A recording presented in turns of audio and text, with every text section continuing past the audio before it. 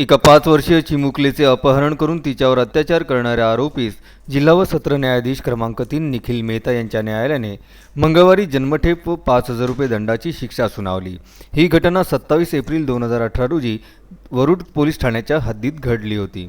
रेवनाथ उर्फ सूर्यभान रामप्रसाद दुर्वे, राहणार सिंधी झुणकी नागपूर असे शिक्षा सुनावण्यात आलेल्या आरोपीचे नाव आहे। न्यायालयात दाखल दोषारोपपत्रानुसार घटनेच्या दिवशी 27 एप्रिल 2018 रोजी दुपारी रेवनाथने पीडित 5 वर्षीय चिमुकलीचे अपहरण करून तिला एका नदीच्या पात्राजवळ नेले। या ठिकाणी रेवनाथने चिमुकलीवर अत्याचार केला। सदर घटनेनंतर रात्री पीडित चिमुकलीला त्रास होऊ लागला, त्यामुळे आईने तिची विचारपूस करून पाहणी केली। त्यावेळी हा धक्कादायक प्रकार त्यांच्या लक्षात आला, त्यामुळे त्यांनी रेवनाथलाच विचारणा केली। त्यावर रेवनाथने त्यांच्याशी वाद घातला, त्यानंतर तो फरार झाला। त्यामुळे पीडितेच्या आईने दुसऱ्या दिवशी 28 एप्रिल 2018 रोजी वरुड पोलीस ठाण्यात तक्रार दाखल केली। तक्रारीवरून पोलिसांनी आरोपी रेवनाथ विरुद्ध अपहरण, बलात्कार व बाललैंगिक अत्याचार प्रतिबंध कायद्यान्वये गुन्हा दाखल करून त्याला अटक केली। तर पीडितेची वैद्यकीय तपासणी करून तिला रुग्णालयात भरती करण्यात आले।